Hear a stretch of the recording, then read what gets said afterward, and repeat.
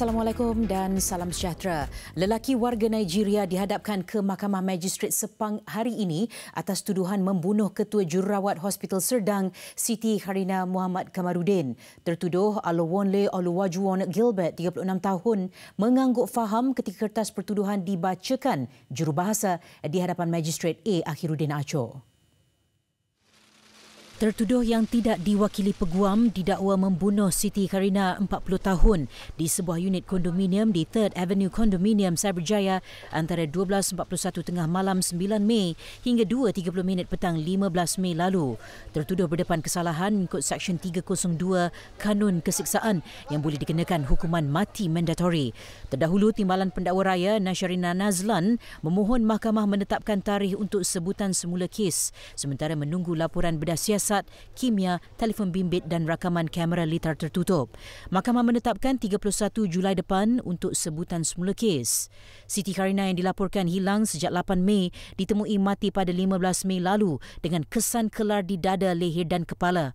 Mangsa dipercayai meninggal dunia antara 4 ke 5 hari. Sementara itu, dua lagi suspek yang ditahan, wanita warga Nigeria berusia 35 tahun dan lelaki warga Pakistan berusia 38 tahun, dibebaskan dengan bon mahkamah masing-masing RM10,000 dan RM11,000. Seterusnya, peguam yang mewakili Kementerian Perumahan Kerajaan Tempatan KPKT, Jabatan Bomba dan Penyelamat Malaysia JBPM dan keluarga Muhammad Adib Muhammad Kasim membuat pengumuman mengejutkan di hadapan Mahkamah Coroner untuk menarik diri dari inkuas kematian anggota bomba itu. Perkara itu dimaklumkan Shazlin Mansur di hadapan Coroner Rofiah Muhammad ketika prosiding baru bermula hari ini. Jelasnya, dengan menarik diri sebagai peguam, maka saksi ke-29 Profesor Dr. Sharum Abdul Wahid yang sepatutnya dipanggil semula hari ini adalah terbatal. Sementara itu, seorang lagi peguam mewakili keluarga Muhammad Adib, Ahmad Taufik Bahrom, memaklumkan kepada coroner pihaknya tidak mempunyai saksi lain untuk dipanggil memberi keterangan ketika ini dan menyerahkan perkara itu kepada mahkamah. Prosiding inquest yang memasuki hari ke-35 ditangguhkan seketika. 17 Mei lalu, mahkamah membenarkan bekas perunding kanan forensik dan patologi Hospital Chancellor Tuanku Mukhriz, Profesor Dr. Shahrom, dipanggil memberi keterangan semula selepas Shazlin membuat permohonan berkenaan.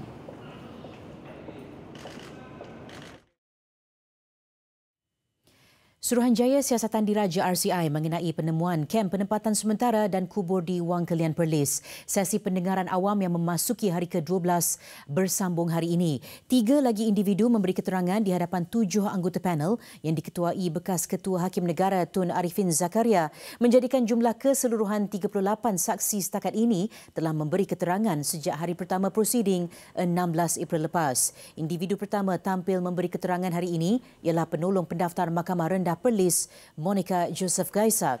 RCI yang diperkenan penubuhannya oleh Yang di-Pertuan Agong berlangsung di Dewan Gemilang Kementerian Dalam Negeri Putrajaya yang diubah suai seperti mahkamah. Ia diadakan susulan penemuan 139 kubur dan 28 kem pemerdagangan manusia yang ditinggalkan di puncak Bukit Wang Burma di Wang Kelian yang terletak di sempadan Malaysia, Thailand.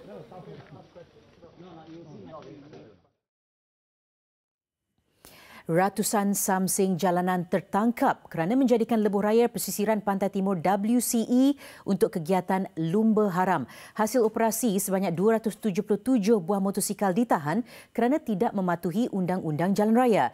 Lebih memeranjatkan, jumlah itu hanya untuk tempoh tidak sampai setengah hari operasi, bermula jam 3 petang semalam hingga 12 tengah malam.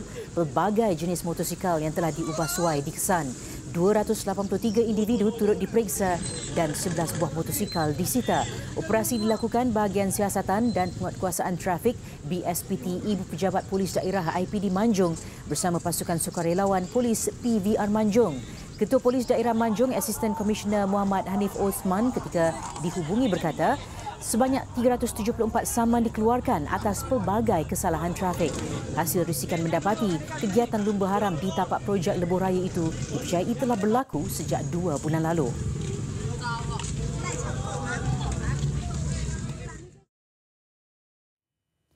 Kerajaan Sarawak setuju menyerahkan 600,000 hektar tanah kepada Kerajaan Persekutuan untuk dibangunkan projek tanaman jagung bijian.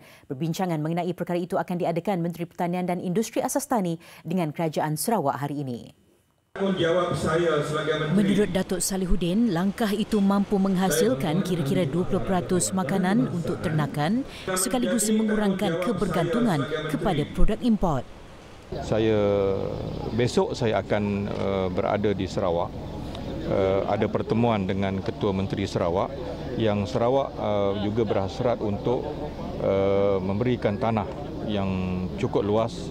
Saya dengar hampir 600,000 hektar yang tak akan ditanam balik dengan sawit. Oleh itu sebahagiannya saya bercadang untuk berbincang dengan Kerajaan Sarawak kenapa tidak sebahagiannya kita tanam dengan jagung bijian yang akan dapat membantu kita mengeluarkan setidak-tidaknya beberapa peratus makanan ternakan yang sumbernya adalah daripada jagung bijian kita sendiri. Datuk Salihuddin yang juga ahli Parlimen Pulai ditemui selepas menghadiri program Kasih Peladang di Kampung Skudai Kiri, Johor Bahru petang semalam. Tambahnya, kementeriannya yakin dapat mengurangkan kebergantungan pada produk import dengan membangunkan semua tanah berkenaan yang sebelum ini adalah ladang sawit. 2 hari lalu, Perdana Menteri Tun Dr. Mahathir Mohamad berkata, bagi mengelak ringgit terus menjadi lemah, kerajaan merancang mengurangkan kebergantungan kepada barangan import yang mampu dihasilkan dalam negara. Katanya Malaysia perlu mengeluarkan sendiri produk asas seperti sayur-sayuran, buah-buahan, hasil laut dan ternakan bagi mengelak pengaliran ringgit ke luar negara. 3 Jun bersamaan 29 Ramadan 1440 Hijrah ditetapkan sebagai tarikh melihat anak bulan Syawal. Pejabat penyimpan Mohor Besar Raja-Raja dalam satu kenyataan hari ini memaklumkan Majlis Raja-Raja bersetuju bahawa cara menetapkan tarikh Hari Raya Puasa adalah berdasarkan ruqyah dan hisab. Jelas kenyataan itu, tarikh sambutan Syawal diisytiharkan pada malam itu juga melalui radio serta televisyen. Sebanyak 29 tempat dikenal pasti untuk melihat anak bulan Syawal. Antaranya Pontian Kecil Johor, Kompleks Falak Al-Khawarizmi Tanjung Bidara Melaka, Teluk Kemang Negeri Sembilan, Bukit Melawati di Kuala Selangor, Bukit Jugra di Banting dan Balai Cerap Sabak Bernam, Selangor.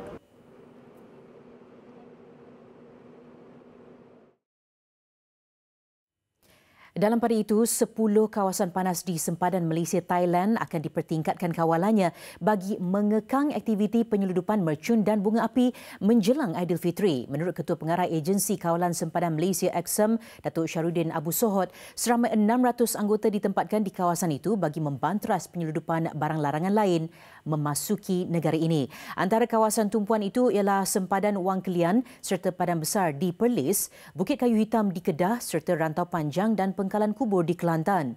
Jelasnya, anggotanya akan berkawal selama 24 jam seminggu. Malah di Kedah, seramai 150 anggota sedang mengawal di pintu masuk Bukit Kayu Hitam dan Durian Burung di Padang Terap. Dalam pada itu, Datuk Syahrudin berkata bagi tempoh Januari hingga semalam, sebanyak 63 kes penyeludupan dicatatkan. Angka itu menurun berbanding 124 kes pada tempoh sama tahun lalu. Aktiviti penyeludupan juga kini dikesan banyak menggunakan laluan air susulan kawalan ketat di jalan-jalan darat.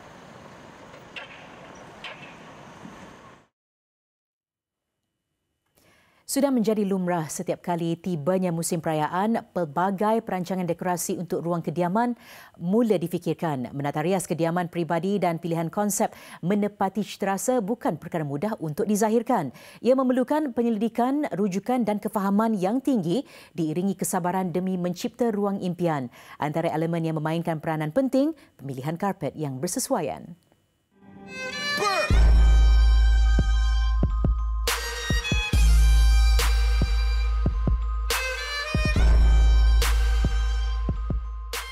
Bagi yang inginkan karpet urban lagi moden, karpet 5D menawarkan keunikannya yang tersendiri. Malah, ia antara evolusi karpet terbaru yang memenuhi cita rasa pengguna yang gemar konsep unik di ruang kediaman mereka. Antara kelebihan karpet 5D yang ketara ialah memiliki warna dan corak yang berbeza dari pelbagai hamparan sudut. Untuk kediaman yang mementingkan elemen minimalis, karpet sederhana tanpa motif berat boleh memberikan ilusi ruang kediaman yang lebih luas. Bagi yang memiliki cita rasa berani, meriah dan penuh warna, pelbagai variasi karpet bercorak abstrak, moden, oriental dan klasik boleh dijadikan pilihan. Karpet bercorak flora dan berkonsepkan tradisional antara yang popular dalam kalangan pelanggan. Klasik dan mewah. Ciri-ciri unik karpet Iran yang mementingkan ketebalan dan kepadatan benang sesuai untuk dekorasi yang penuh kemewahan. Selain tidak memerangkap habuk, ia juga memiliki tenunan yang sangat halus dengan jangka hayat yang lebih lama. Jika dijaga dengan teknik yang betul, ia mampu bertahan sehingga ratusan tahun. Bagi orang yang suka klasik, suka desain-desain klasik, evergreen ni, jadi dia perlu memiliki karpet ni. Walaupun harga dia tinggi, tapi dia punya kelebihan karpet-karpet ni ada kerana dia juga mempunyai sertifikat. Di belakang karpet ni pun dia pun mempunyai kualiti yang tak berabuk. Dia tak mudah berabuk. Garapan idea dekorasi yang sempurna tidak semestinya syarat dengan karpet yang mewah ataupun eksklusif. Segalanya terpulang kepada kreativiti anda sebagai pemilik kediaman dalam menzahirkan persekitaran menarik seperti diinginkan. Lazimnya, pasaran e-dagang membabitkan perniagaan berskala besar. Kini trend itu mula melangkah ke pasaran global melibatkan perusahaan kecil dan sederhana PKS. Buka Global, sebuah aplikasi pintar antara platform syarikat teknologi Indonesia yang memulakan inisiatif itu dalam pasaran ASEAN. Malaysia salah satu destinasi yang dijangka memberi pulangan lumayan dan impak besar situasi menang-menang di dalam industri PKS. Kita melihat memang potensi ke depan ini akan besar, termasuk tidak hanya di Indonesia tetapi di Asia Tenggara setidaknya. Jadi kalau sebelumnya Bukalapak sebagai platform e-commerce yang berfokus di Indonesia, kita ingin menjadi yang pertama untuk juga bisa berekspansi ke Asia Tenggara. Beliau ditemui media selepas pelancarannya di Kedutaan Indonesia. Jauh di mata, dekat di jari menjadi tema yang bertitik tolak dari aplikasi pintar domestik Bukalapak. Buka Global pula bertujuan menghubungkan pasaran dengan lebih 4 juta PKS Indonesia di Malaysia. Inisiatif itu dijangka memperkukuhkan lagi hubungan ekonomi dua hala kedua negara selain negara ASEAN yang lain. Untuk rekod, Malaysia mempunyai transaksi e-dagang keempat tertinggi di Asia Tenggara selepas Indonesia, Thailand dan Vietnam, dan ia dijangka berjumlah $3.7 bilion Amerika menjelang akhir tahun ini.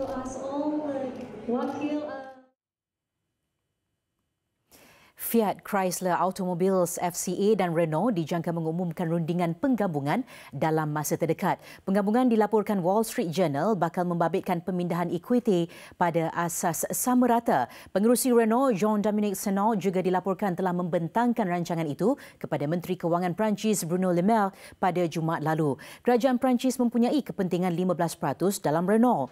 Janji niaga yang dibincangkan termasuk jaminan yang meliputi urus takbir korporat dan pekerjaan di Perancis dan juga Itali.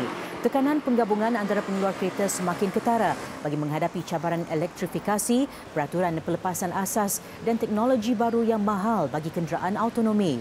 Terdahulu, pengerusi Fiat Chrysler Automobiles FCA, John Elkann, mengesahkan pihaknya bersedia mengambil keputusan berani dan kreatif demi masa depan syarikat itu.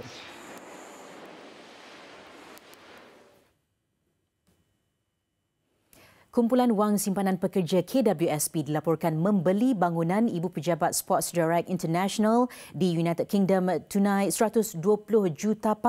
Pengasas Sports Direct Mike Ashley mengesahkan pihaknya mengadakan rundingan peringkat akhir 17 Mei lalu bagi tujuan penjualan hak milik ke atas hartanah miliknya di Sherbrooke, England. Penjualan itu meliputi kompleks gudang dan pusat pengedaran kepada KWAA Logic Sportivo Limited bagi pertimbangan tunai £120.1 juta.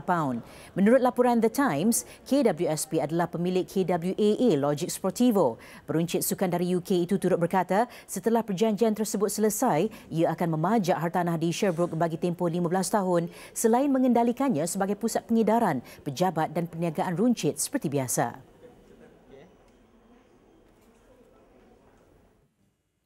Sedikit perkembangan luar negara, sekurang-kurangnya 10 orang maut dan 19 yang lain cedera susulan kebocoran gas karbon dioksida dari sistem pencegahan kebakaran sebuah kapal kargo di Timur China. Insiden berlaku kira-kira jam 4 petang waktu tempatan di Pelabuhan Longyan, wilayah Shandong. Ketika kejadian, kapal kargo berkenaan sedang dibaiki di Pelabuhan terbabit. Hasil siasatan awal mendapati kemalangan itu berpunca dari kesilapan anak kapal yang gagal mematuhi prosedur operasi standard. Beberapa pegawai kapal ditahan bagi membantu siasatan.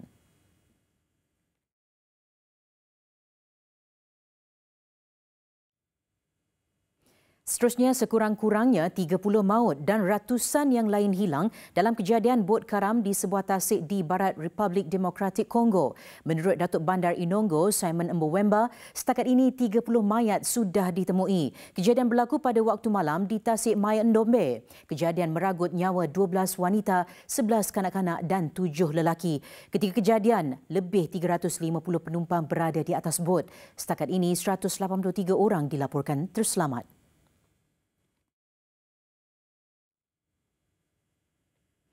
Tentera Kerajaan Syria kembali membedil wilayah Idlib semalam menyebabkan sekurang-kurangnya 12 orang terbunuh. Menurut laporan AFP, sekurang-kurangnya seorang kanak-kanak perempuan terbunuh dalam serangan udara yang mensasarkan pasar di Marat Al-Numan. Ketika kejadian, kebanyakan mangsa sedang membeli makanan untuk berbuka puasa. Terdahulu, sebahagian pasar itu rosak dalam serangan udara pada minggu lalu. Susulan serangan terbaru itu, kumpulan sukarelawan White Helmets menggerakkan usaha mencari mangsa terperangkap.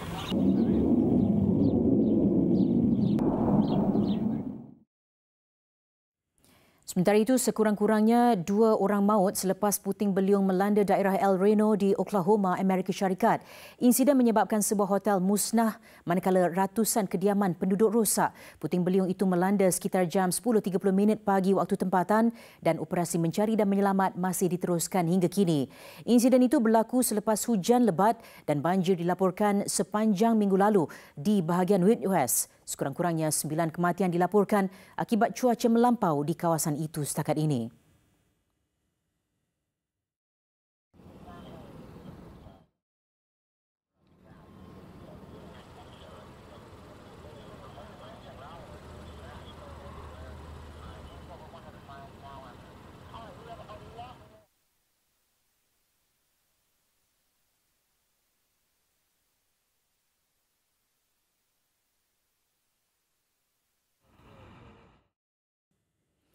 Perkembangan sukan, Johor Darul Takzim JDT mudah menundukkan Kedah apabila menewaskan pasukan itu 2-0 di Stadium Tan Sri Haji Hassan Yunus Larkin malam tadi. Skuad Harimau Selatan selesa di tangga teratas Liga selepas mengumpul 39 mata dan kekal rekod tanpa kalah selepas 15 perlawanan. Aksi JDT dan Kedah pada awal babak pertama tampak seimbang dengan kedua-dua pasukan saling menyusun strategi menggempur benteng masing-masing untuk memburu gol pertama. Jaringan pertama tuan rumah diperoleh menerusi pemain import Leandro Sebastian Velasquez pada minit ke-33 menewaskan penjaga gol Muhammad Ifuad Akmal Sheikh Kasim. Malam buat pelawat apabila terpaksa beraksi dengan 10 pemain selepas Rizal Ghazali dilayangkan kad merah pada minit ke-67 selepas mengutip 2 kad kuning kerana mengasari Luis Santo. Kesempatan itu menyaksikan Safawi memastikan kemenangan buat skuad Harimau Selatan pada minit ke-86 sekaligus kedudukan 2-0 kekal sehingga tamat perlawanan. Pada sidang media, walaupun tewas, pengendali skuad Lang Merah Aidil Syarin Sahak nyata berpuas hati dengan corak permainan kompak yang ditunjukkan skuadnya. I like say I can for any of the players work very hard and give commitment. Not easy to come here, even talk to him like Pahang came here also lost 2-0. So that's where football is all about mistake and we learn and we have to just to look forward and go forward. Simple as that.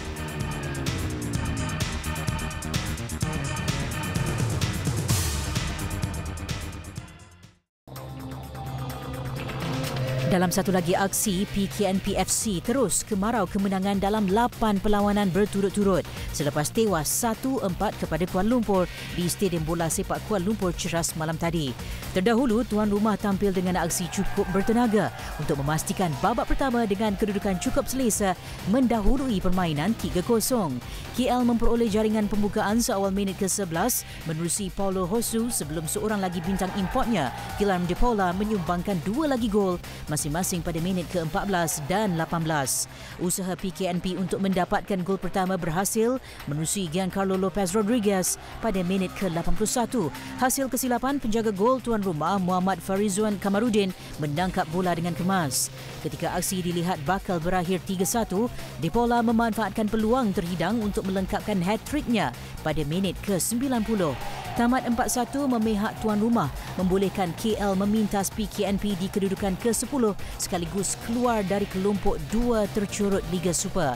Keputusan itu juga memberikan kerja rumah tambahan buat pengendali PKNP Abu Bakar Fazim selepas mengalami kekalahan ke-5 dalam 8 aksi terakhir.